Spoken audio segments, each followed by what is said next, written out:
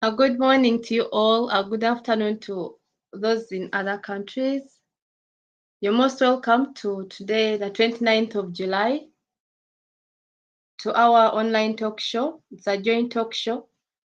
I welcome you all once again. And our theme for today is celebrating the resilience and creativity of youth throughout the crisis. However, according to the United States, globally, 1 in 5 young people are not in employment, education, or training. 3 out of 4 of young needs are women, while the youth population grew by 139 million. Between 1997 and 2017, the youth labor force shrank to 58.7 million. Prior to the crisis, young people were 3 times as likely as adults, 25 years and older, to be unemployed. Currently, more than 1 in 6 young people are out of work due to COVID-19. However, blending distance learning with practical skills development has proved effective for the technical schools in more than 100 years. And it's against this background that Girls for Tech and Innovation Africa, which is a non-profit organization promoting gender equality and empowering women and girls through the usage of technology and innovation, decided to organize a joint online talk show for World Youth Skills Day and the International Day of the Youth. Why is the World Youth Skills Day celebrated? It's a unique event which provides an opportunity for dialogue between young people, technical or vocational training, institutions, firms, employers and workers, organizations, policymakers, and development partners. As for the International Youth Day, it gives a platform to the youth voices. It engages youngsters and aims to take initiatives and actions that will increase opportunities for them. And with our theme celebrating the resilience and creativity of the youth throughout the crisis, our objective is to celebrate and recognize the achievements, motivate and inspire young men and women in their quest for creativity, innovation, as well as equitable, sustainable opportunities for all. And also, basing on the Sustainable Development Goals, goal number 4, ensure inclusive and equitable lifelong opportunities for all. However, our last objective, why we decided to have this talk show, it's to provide the audience an opportunity to learn more and ideate, introspect, and debate on how the skills of young people can be harnessed. Once again, I would like to welcome you once again to this joint online talk show. And with me, I'm with my co-moderator, Miss Jarina Namato. I would like her to introduce herself to our guest. Thank you.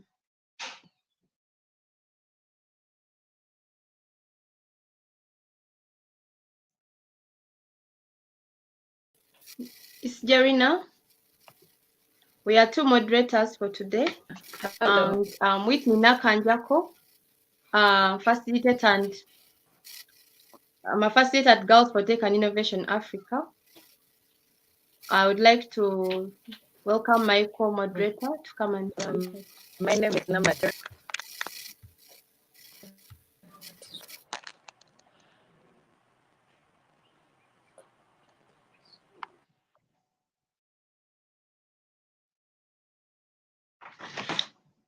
However, as we wait for Miss Jarina, we have our guests. We have our guest speakers. We have Mr. Jonas, a project manager at Actions Zero Progress in Germany, and Mrs. Victoria Nwana, a founder of Skill Factory, a social entrepreneur and a development practitioner in Nigeria. And with us today we have Mr. Jonas, and one of our guest speakers got some issues. Would like to have a moment to pray for his sister, Mr. Prosper Biamungu, a founder and CEO at Stage Design Builds Company Limited.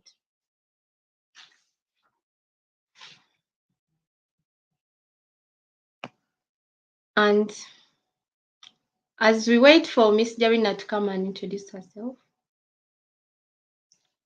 I would like us to I would like to introduce Mr. Jonas, one of our guest speakers for today. He's a project manager at Actions of Progress in Germany.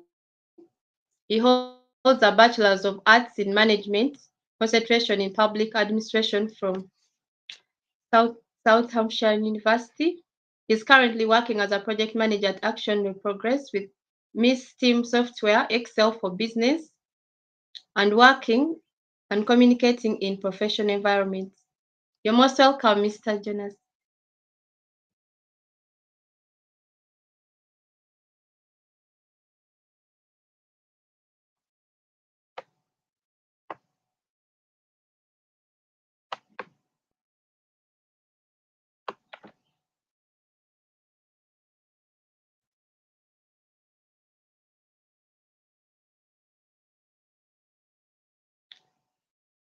Mr. Jonas, we can't hear you. Please unmute.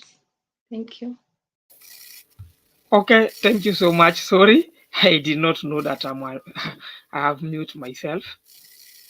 Okay, by the name of Jonas Tom Jas, as I was introduced, and I'm currently living in Frankfurt, Germany, is where I am. I'm doing my master studies, and I was sometimes back in Kenya as a refugees, and I initiated IEP together with other colleagues of mine. We initiated a community-based organization known as an Action pour le Progrès, which is currently now an international organization whereby you are working into different areas. And yeah, I'm very happy to be invited here. Wow, you're most welcome. Thank you so much. Yeah. I would like to go through. I'd like us to go through our session, why we are here to have a discussion, different, and I expect us to learn a lot from this. And our first session would be education, skills, and lifelong learning. I'd like, and I would pose a question. Tell us about yourself. Share with us your skills training story, Mr. Jonas. Thank you. Okay, by the name, as I said, let me repeat the name of Jonas Tom Jas. I hold a bachelor degree in business management, concentration in public administration from Southern New Hampshire University. In 2011, I was forced to flee my country to Kenya, where I was registered as a refugee. And I came from a French-speaking country. Being surviving in Kenya, I had to go back to school to learn English, and then come back after graduating with the English certificate, and then start looking for a job. My first job, I get employed as a social worker, whereby I was in charge of handling peace resolution and conflict management in Kakuma refugee camp. I work for several years due to my commitments. I get a promotion to become a human resource clerk, which was the highest position that a refugees can hold at Lutheran World Federation, whereby I served for several time. I was able to employ my fellow refugees and able to empower them through giving them through different skills to make sure that they are really competent and they are really getting what they want to achieve for the best of their life. Later on, I get a scholarship whereby I went on and do my bachelor degrees and come back again and work as a Mala education coordinator, whereby it is educational organization based in England, and it offers a lot of scholarships and trying to connect the young entrepreneurs with different scholarship outside of Africa. So I managed the program as a coordinator, and later on I went on and worked with a company in Nairobi known as London Distillers, that they are specialists in making alcoholic drinks, both alcohol and non-alcoholic drinks, where I work as a marketing manager. I work there, and then I just feel like, why should I continue working for others? Because working for others is like I'm only helping others to achieve their dreams. I feel like no, I should go ahead and do something. We came together with other colleague of mine, and then we initiated a community-based organization known as Action pour le Progrès, which we call it in a French name, which can mean like a step toward the progress or toward the new initiatives and toward the new future. So we initiated this, and we started offering different skills, and also trying to empower people with different livelihood skills to make sure that people become self-reliant. So later on is the time that I get my scholarship and move on to Germany. Yeah, thank you. Wow, very interesting. It's very interesting. I see you've really done a lot of work. You're a social worker, you've done marketing, and a step to progress. I've picked that. I believe I will use it everywhere I go. And to also the young people out there, I believe you are picking something. Let's use this conversation to take an opportunity to learn, relearn, and unlearn different things. Thank you so much, Mr. Jonas. During lockdown, some young people picked up skills. Can you share your experience on that fact and how, basing on your livelihood background, as you've told us, how did you help them to grow these skills? How did you help them to be better? Okay, thank you. Yeah, I think it was in 2020, something like March. I remember during the lockdown, it was a very tough time to everyone. No one expected that the world can be locked down and the works or the offices will be locked down and nobody will be allowed to move freely here and there. But also, on the other hand, that we had the life must continue. We had bills to pay, we had things to do, and at this time I was getting ready to travel to Germany, and my trip was cancelled due to I was already having the visa, but I couldn't travel because in Germany there were no like access to travel because everything was locked down. So I remember during this time it was tough, and I was having different bills to pay because life supposed to go on. I can share my experiences that during this time I went through LinkedIn, and then when I was searching on LinkedIn, I come across Startup One, whereby they were looking for workers and non-skills workers. So I applied with Step Up One. I do a marketing social media. Then I did not know how to do it, but I applied with them, and after getting the through the interview, I passed the interview, and then they start training me on how to do social media marketing. And then from these ones, I start earning a living. So I was able to sit inside my room, do something, posting on the internet, doing something, trying to advise some of the customers, some of the firms that this and this is an opportunity available. Can we do this? And trying to also sell out their product. So this is something that I did during the lockdown.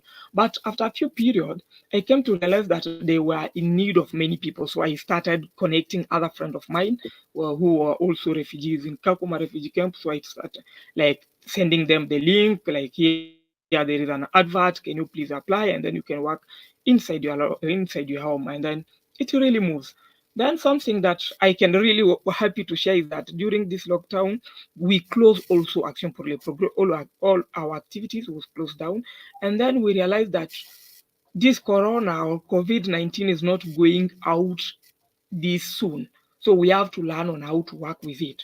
So at Action pour le Progrès, at that time, we were having a class for health, nursing classes. We're also having a class of elder caring, and we're also having a classes of entrepreneurship, and we're also having a classes uh, of how to mess up making. So all of these classes were closed down. So but we realized that since Corona is not going any more away, we have to learn how to work on it. We came together and we start chatting using the Google form. How can we do it the best? And then we have to go back again to have some curriculum that can enable the students to learn on their own, looking which can be the best platform to use to make sure that our students learn from their houses, which we end Aula. Aula was the platform that we selected, and then how can our students get to use Aula?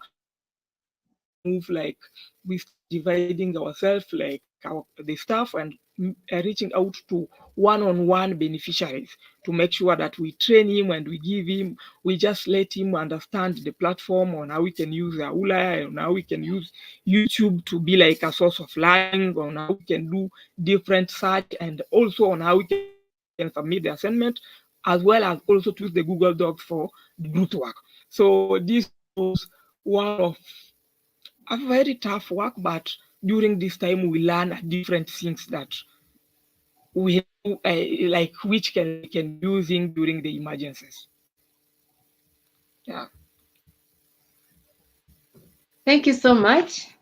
Yeah, I can see entrepreneurship, the nursing classes, the technology part, how to use social media platforms. Actually, some people don't even know what Google Docs is. Some people don't even know how to use it, and it's really good that young people learn something from that. And also entrepreneurship. Entrepreneurship is part of it's inevitable. Like it's not something you can avoid. And teaching them to be job creators and not job seekers, I believe, is really something good. Thank you, Mr. Jonas. For your understanding, what are those different skills unavoidable that young people can always adopt for the future and today? Yeah. Okay. I can say that since the breakdown of the pandemic, I've seen a high increase in demand of remote workers, and most companies are now working to establish a comfortable hybrid office. Looking on the research right now in Germany for Agentur for Arbeit, by 2030, there will be an opportunity to employ 4 million workers in tech companies. And also, when you look at the globally, right now we are expecting by 2025, almost 75% of companies, they are going to adapt the hybrid offices. This is clear that there is some skills that in order to work in this way, you really need to have them. Let me be somehow clear here, is that many work even right now when we are working as Action pour le Progress is really based in Kenya, but I'm working while I'm in Germany. This is through the grace of technology. So there is some skills that make you to be more competent at work. And even in Germany, I did my, as I said on the beginning, that I have a bachelor degree in business management, but I wanted to do a master degree in management field. But reaching to Germany, I found it totally different.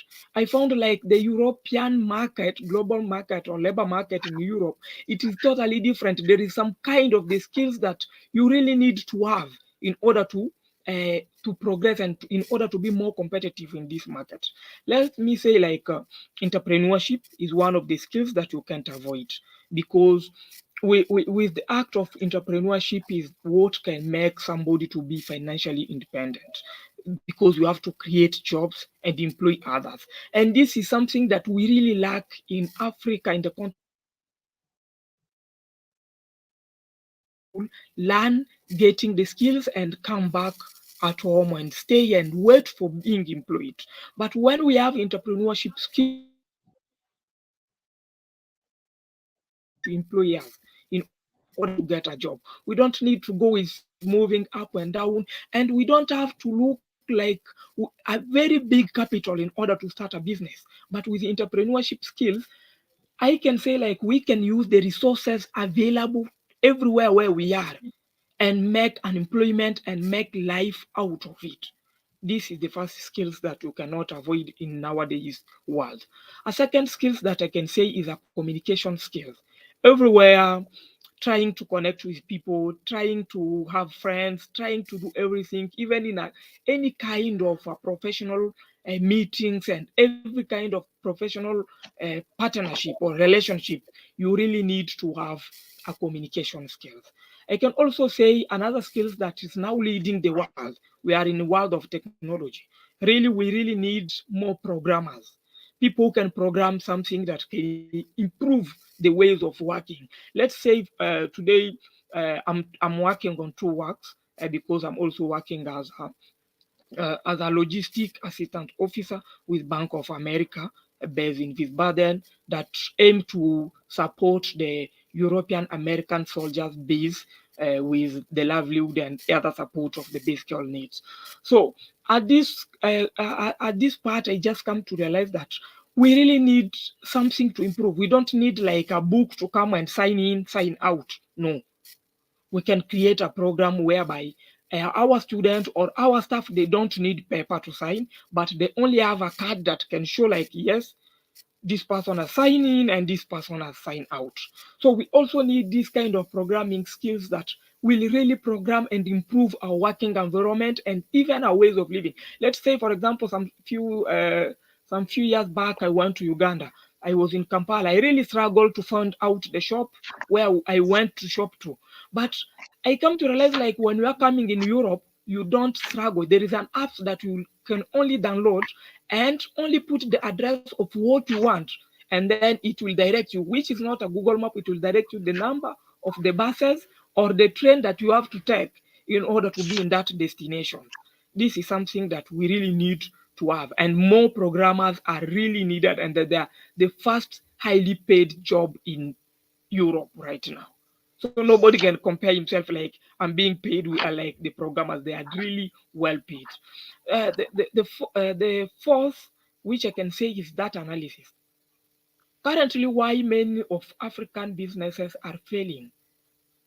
We only conduct businesses based on assumption, like these things is not many, and we are failing to improve to really compete in the global market because we are not able to really analyzing the data of our consumers and to really realizing how the business is really moving. So many people, many data analysts are really needed in this world of nowadays because many people, they really need to get an impact to really many people, they want to invest their money in a business that they can see from a pay-per-view, not only in the market, but they can analyze and really have the benefit and understand if we put this amount of money, this can be our outcome. We also need cybersecurity. Cybersecurity is something very good since right now many fraudsters are now everywhere. People are now con man on the phones via the mobile money, via the internet, via the Facebook, and even during their counties and whatever. So we really need to have people also who have the skills in the cybersecurity are really highly needed. And also, my last point I can say is research, because we also need to do the research like what is really the problem that we are really facing currently that we need to tackle. Because a good entrepreneur is not an entrepreneur because he want to sell something. He's a great entrepreneur because if he's only solving a problem that his or her community is facing. So I can also say like we have to keep on learning the process that will really be moving, like realizing from one point to the other, how are we moving and how the world and how the market is really moving. But by now on, when you have some of these set skills, you are more competitive. And many companies, they will really feel like they really need to hire you. So I can say like many young people, they can really join this market job or a global market by having this kind of skills. It is very easy for them to be competent. Thank you. Thank you so much. Thank you so much, Mr. Jonas. There are so many professions, there are so many things young people can take up. Whenever you load internet on your phone, you don't use it for other things, but you keep searching for opportunities. You talked about communication. Communication is something you cannot avoid. Everywhere you go, you have to network, you have to communicate. And technology, actually, this is already tech. Tech is everywhere, and young people, I believe the young people, even the other people, I think we've all learned something. These are sustainable skills, something that will not be taken away. something that you have in your mind that anytime what I have in my head cannot be taken away from me. And thank you so much. I would like us to discuss about youth engagement for global action. How can we engage the youth into every action, every world activity? And I would like us to discuss about the impact of COVID-19 on skilling, upskilling, and reskilling of young people. What do you think can be done to improve the enrollment of young people, especially girls and women, into STEM careers? Okay, I don't know if I get you well. Can you please repeat the Uh, question? let's discuss about the impact of COVID-19 on skilling, upskilling, and reskilling of young people. What do you think can be done to improve the enrollment of young people, particularly girls and women, into STEM careers? Okay, let me say, first of all, during this pandemic of COVID-19, this was a time that all educational institutions and organizations really get the time to evaluate their ways of working and also realizing the skills that are needed to empower their workers with it in order to achieve their goal. I think that I think something which is needed in order to improve the engagement of young people, especially or particularly young girls, we need first of all to do more awareness. First of all, to understand the opportunity or the demand of the people who have STEAM skills or STEAM careers into the global market. Because let me say something like we can come to realize that many people they only talk about STEM, but we didn't really understand like what if I take this career, what is really the opportunities and the demand which is there into the market. Because I've come to realize that many people right now in this world, it is true, and the fact that everybody needs to learn some skills that will really make him easily to get a job. But without proper understanding, we cannot increase and we cannot reskilling ourselves. Let me say something like for the STEM performance, we have first of all awareness to make sure that all the society really understand the demand which is there in the market. And secondly, I can also say that is to create an environment that will really make our students perform well in this kind of skills. Because when we talk about STEM, we talk about science, we talk about technology, we talk about engineering, we also talk about mathematics. So we'll come to realize that we are talking about some of the best career that it has a very, very great impact into the world. But when we come now into our Africa market, we really realize that are some of the skills which is more neglected, is some of the career that nobody is willing to do it.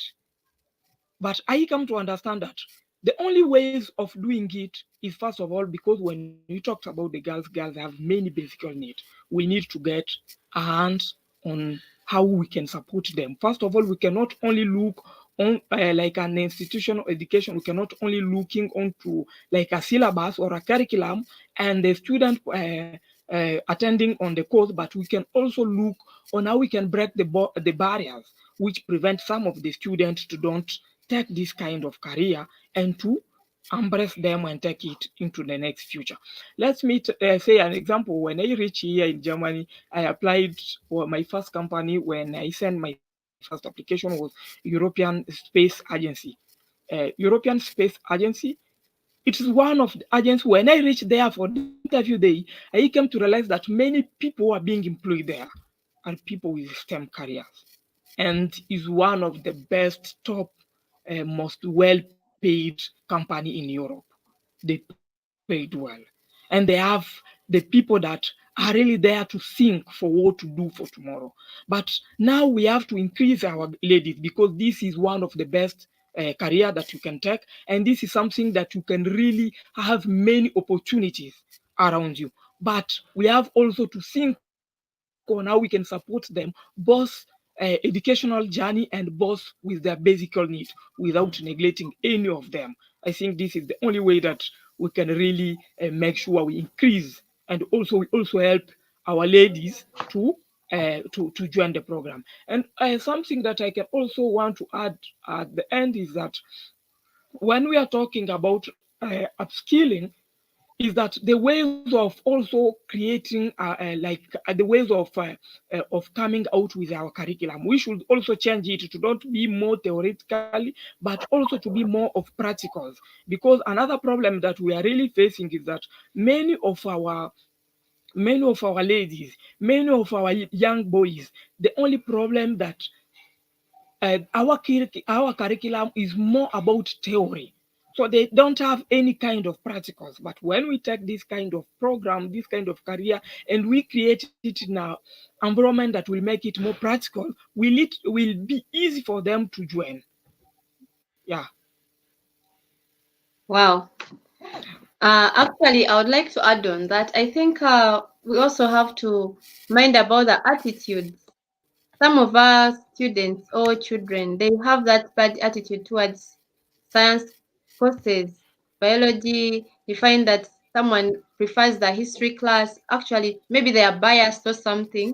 So I think attitude would be something people should work on. And also the parents, our parents should also, I think our parents should also encourage the students, the kids themselves, they should work in hand with, for example, our organization, Girls for Tech and Innovation Africa.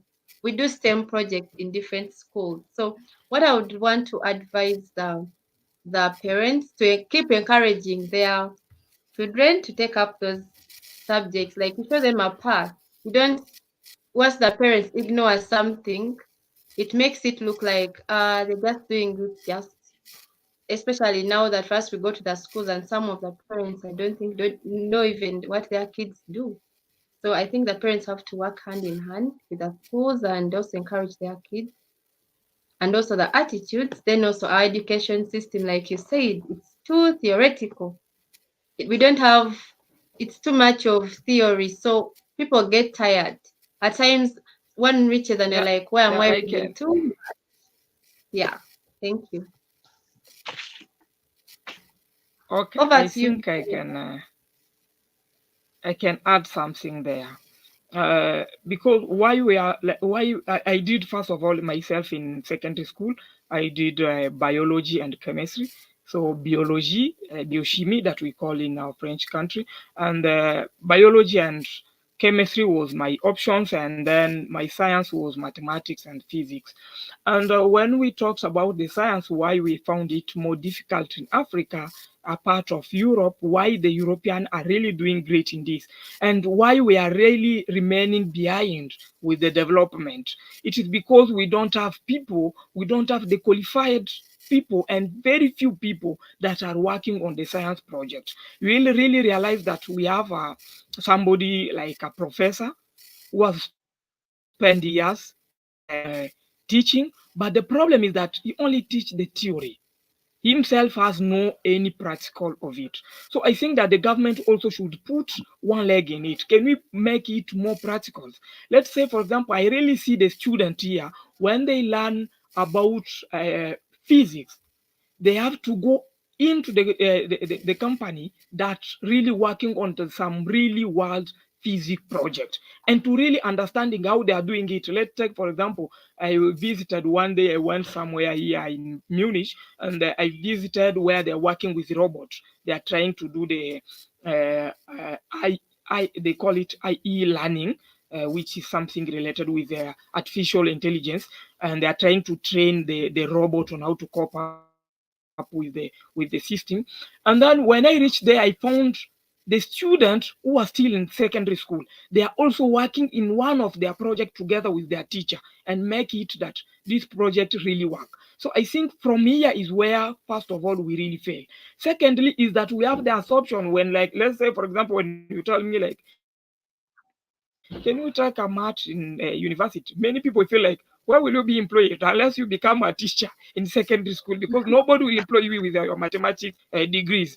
This is some kind of the skills, and this is some kind of fact that we have in Africa. But when we want to change is that our government also supposed to put their hand in. Can you please try to create a practical areas?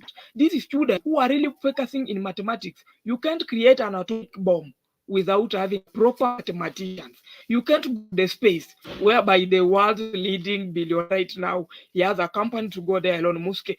He can't go there without having the proper mathematician. So you will really come to realize even in creating a software, you really need some skills with mathematics. But the problem of we in Africa is that we really put this science behind, and it is because it's much of theory and none of the practicals. And we don't have any fields that really show us like, well, okay, when you base in this mathematics or when you take the science, this is the outcome. And then we are only the effect of it is that we remain now the consumers. That after the West develop a program, work on this, it will now end up the third or the fourth one now will end up in Africa. Whereby in Africa we have the phones that is being sold less than $100. But being in Europe, you can't see a phone which is less than 100 euro. So you will come to realize where this is coming from. So it means that we are really being sold out the fake one, not even at least one, the very, very, very bad of it now is what is being taken into our market. But the only ways of taking this out of Africa, we need more engineers.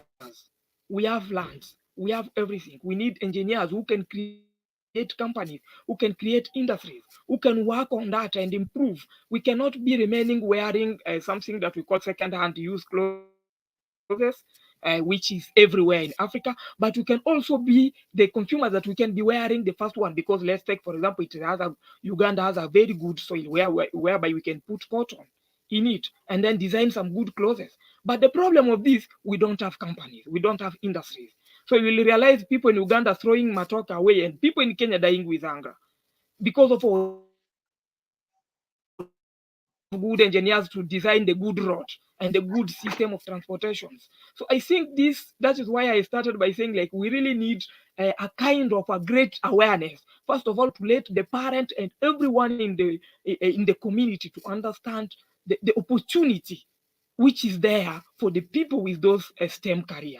If you have this STEM career, you can do this and this and this. So there is a higher demand in Africa with people with STEM career. And when the parent can encourage together with the teacher, together with the government, and trying to create a conducive environment for all learners who are doing this kind of course to help them perform well. And then after graduation, don't take them to be the secondary school teachers, but take them to work on the real world project and solving our problem that we're facing into our communities. And then this, I think, will really, really be good. And from there, we can get out of a lot of problems that we're facing. Thank you. Wow, this is really good. However, I would like to encourage our online participants and viewers to kindly comment, ask your questions. I believe we are here to learn a lot of things. We learn. Yeah, thank you so much. And I would like us to go, based on what we've discussed so far, I would like us to engage in talk about creativity, innovation, and use of technology. And I would like to I would like to hear your opinion on, can you give us a relationship between creativity, innovation, use of technology, and employment? Okay. Yeah, this word is somehow very connected, very related, and look in one way or the other similar. When I talk about creativity is the act of taking the imagination ideas to try to work in it and uh, make it available or make it ready for the use. And when I talk about innovation, I can talk innovation is the ways now of the ways of you can do something in a unique way. And technology make all of this to be easy and to work with it in a modern way.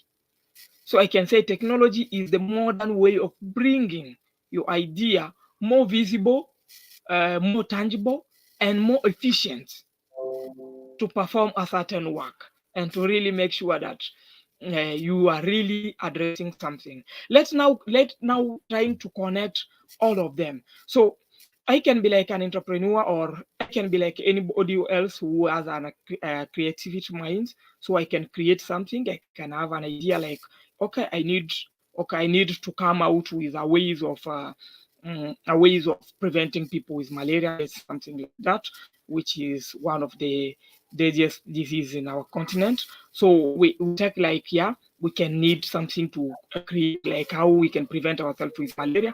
And a part of that, now we have to because the first one cannot be the best, we have to work to really make sure that we really get a very good way of preventing people with malaria. And then technology make it easier because right now with technology we can work everything through the computer and see it practical. Let's say, for example, when we want to create like software, let's say, for example, we need to create a database that will only keeping the data of all the students, those who are performing and their drop out and how they are interacting, and also doing some research. We can go to the community and ask some people the impact of our project, then give us the feedback. So we can create this application first of all by ourselves, working on this software, and also trying to connecting people from different part of the world to contribute in it, and also to evaluate and also use the project and give us the feedback. So they can work on that project, or they can use the project and then give back to the creator the feedback through all the means of technology. And then the creator also will also take the data that was provided back to him and also ameliorate and make it look very great. So I can say like creativity and employment is very connected, because when you are more creative, when you create something, you will not be able to do it. Let's say, for example, you create something that you want to be used in the whole of Uganda, so, or in the whole of Kenya. So you cannot only create these things that by your own. So you will need other people to work together with you. So when you need these people, it is already an employment. So you have already created, you are creating a product, but now it has also created an employment because you are bringing other people in. So I can say this is how these things is much connected. Thank you. Yeah, I agree a lot. They work hand in hand together. Everything relies on the other. With creativity, innovation, and technology actually does the bigger part. Yeah. And let's talk about the particularity of your work and tell us how young people can use creativity and innovation to be economically empowered. Okay. Uh, Let me say something. First of all, I will start by giving out an example. When I was working with Amala as a project coordinator, we came with a final capstone job for our student, a final capstone project for our student, and some of the students, we tell them to go and do the prototyping, and then trying to create a really world project that they really feel it is a problem. Want to be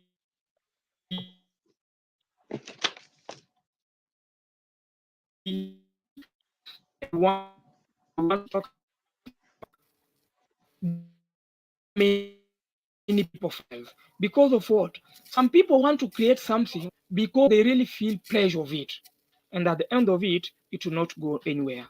Let me say something like, when we call entrepreneur, when we say people have to have an entrepreneurship mindset, I do not mean that people need to really see like, okay, if they are not selling a lot of digital gadgets, and I've found it somewhere which is more cheaper than here, so I have to bring them in. So I just go there, I buy the devices, and then I just bring them to the market and start selling. No, what I mean by entrepreneurs are the people who realize the problem that the community are really facing, and they are trying Yeah. to create to create a solution to that problem, designing a solution to that problem. This is something that I can say. When you realize that people are really facing this is the really problem. And there is also difference between a desired condition and a current need. A current need is that what are people really needed. And there is a desired condition like, yes, we also need a 5G network, but this is not a current need in Africa. Yes, we need a 5 digital, 5GB network, but what is our current need in Africa? Our current need is quality education.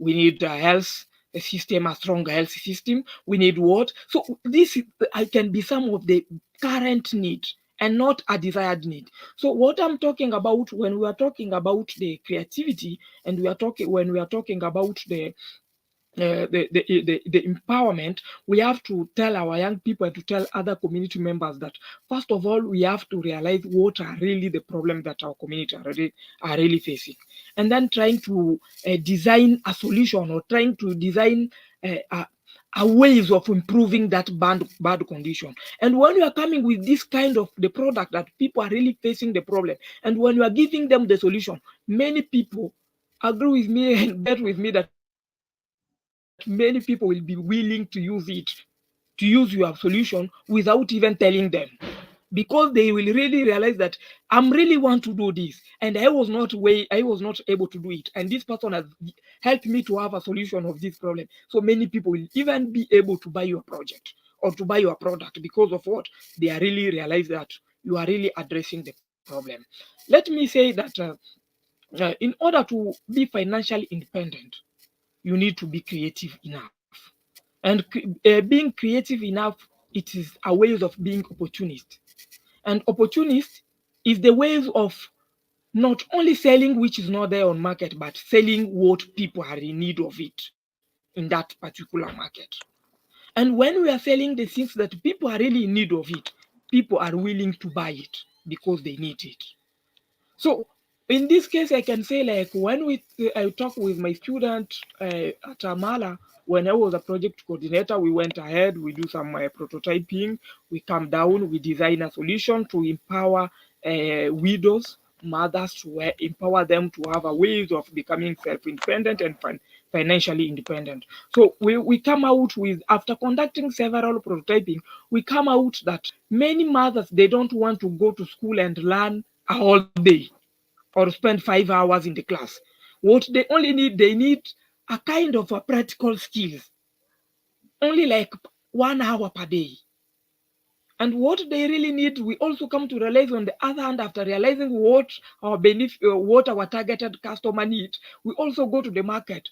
What do they need? The people from this refugee camp. We come to realize that many people need the fast food along the road. So we really realize that, okay, because mothers, they need a program that will not take them 2 hours, and also because our community also need fast food program, now we found a point where all of these people can meet. Now we decided to come with a project that only teach about catering. And this catering, we are not teaching about theory. We are only coming 1 hour, we learn on how to make bread. We learn that. After the bread, the teacher on how to make bread. After that, man can go and try it. After that, so this project was somehow, it really works very well with community, because we really made that the target student that we need, what they need, and at the same time also what is the need of our market. After we give you these skills, where are you going to use it? Is it really needed into the market? And then we give them that. And then we really realize that it really solved the problem. So we have to learn in order to be financially independent or empowered. Is the only ways of learning on how you can really address something that solves the real world project in the real world problem in that community. Thank you. Thank you so much, Mr. Jonas. Speaking about the practical skills people can do and the creativity, here in Uganda we have some. We've had people have come up with innovations like Rocket Health. Like if that it's a team of doctors. If you're sick and you really can't move to go to a hospital, you just go to their app, talk to a doctor, explain to them what you're feeling, how you feel. Then they can send someone to come and take samples or something. And it's really something that is good because, for example, last time during lockdown, people couldn't move. But then these guys have come up with this. They come to your house, they take the samples, then they can bring back like that, and they give you medication. Unless when it's really something critical, that's when they take you to a bigger hospital, like to treat you. Then there's also Safe Border. It's an app someone just created during prior to lockdown around there.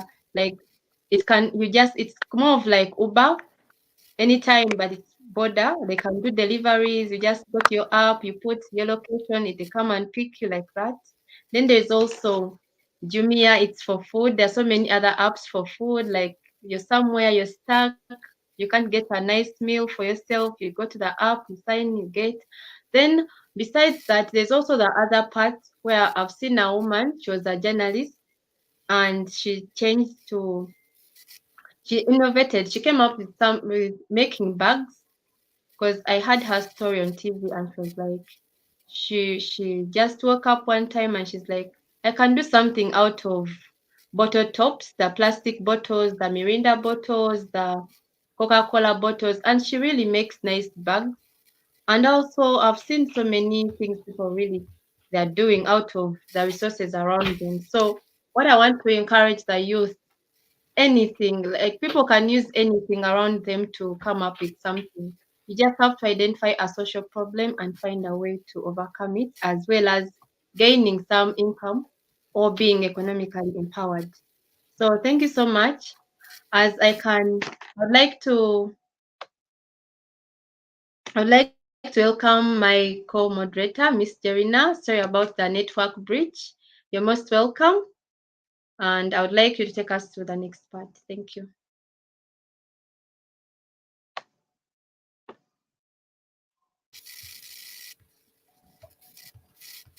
Over to you, Miss Jerina.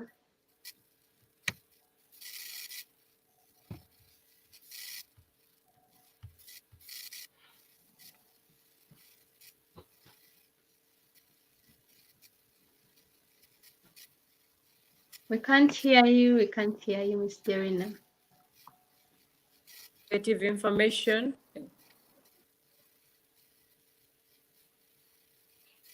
Okay. Hello.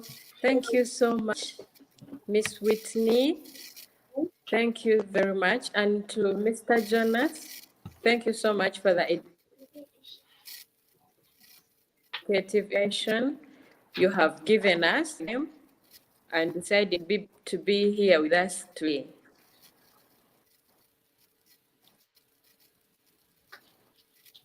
My question, Mr. and the audience, you know, what is that one you like people or your students?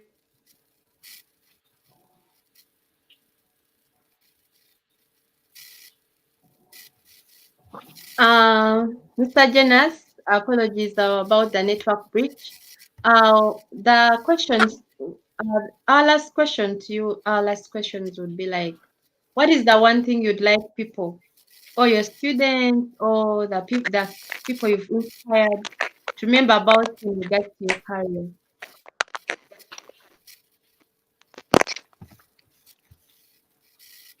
Okay. Something that I would like the listeners and everybody to remember is that it is now time for us to stand and make a difference. So we don't have to be held back with our background. We don't also need to be say that we can't. As I've shared some of my experience that I ran out from Congo going to a French-speaking language and then starting an English-speaking language and then start learning the language and then going back looking for the job, my journey up to university and my journey from Kenya up to Germany, and also in Germany also I have also go back to learn the language. learn German language, which is very, very difficult. But I had again to go back and do, and then where I am up today. I can tell you, as I shared with you, like I'm also working as a logistic assistant officer at the Bank of America, which is not something like when I can measure where I came from and where I am is not that easier. But something that I can say, like as African youth, we have waited for so long for the government to create job and employ us, which seems to be impossible. It is time for us to use our skills, to use our energy, to use our talent to solve our own problems. When you employ or when you come with a project, any creativity idea that can employ 10 people, you have already helped in creating jobs. And I really believe that among the 10 people that you are going to employ today, 5 of them, they are going to employ others tomorrow. So it's now time. We can't say like we don't have good roads because the government are not doing this. We don't have many jobs. We have people with bachelor's degree, with master's degrees only mingle into the community. They don't have job because the government, they don't provide jobs. No, enough. It is enough. It is our time for all of us to stand up. Let's come together, five of us in our community, 10 of us from the one community, and try to address one problem that our community are facing. When we solve that problem, we can really now help to change the ways of our government, the ways of how our government are now working and handling the situations. So I can want us to remember only that me and you, we can make the differences. Let's go together and move it forward. We don't have to wait the government to employ us, or we don't have to wait the West to bring jobs opportunity for us. But we have the resources into our community. We have all it takes to start creating jobs from ourselves, and we can do only this by solving our own problem that we are facing into our communities. Thank you. Wow, I believe we've really learned something. And in the comments, someone said, Mr. Jonas, you're an inspiration, you're very talented. And with our conversation today, I believe I've been inspired, and I'm so honored that I've had this conversation with you. And also, it's really good because you don't have to think about where you came from. You don't let your background define who you're going to be. So I believe we've learned you have to step up. You step out of your comfort zone and start looking for something. You don't have to sit and wait. First, the government is going to do this. The government is not doing this. It starts with us. Yeah.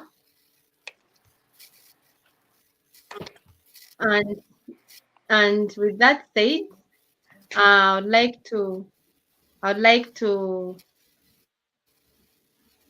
to take this opportunity to thank our online participants, to thank our distinguished guests. Though some of our guests were not able to make it today due to some reasons, but I would like to thank you, Mr. Jonas, for making it to be with us today. And on behalf of Girls for Tech and Innovation Africa, I wish to thank our dearest speakers for the day, which is you, Mr. Jonas. Thank you so much.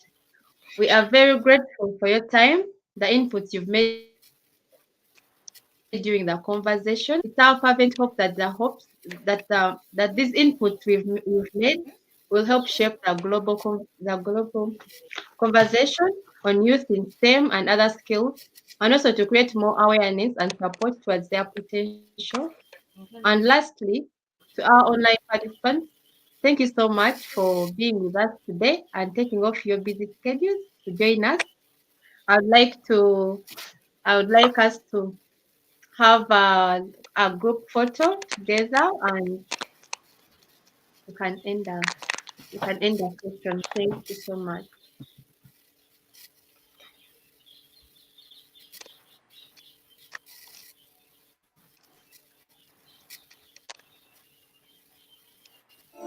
And I think we are done for today. Thank you so much, everyone. Have a blessed evening. Stay safe, stay blessed. A good morning to those in Germany, those in USA, and thank you so much, everyone. Have a good evening and a good night. Stay safe and stay blessed. Thank you.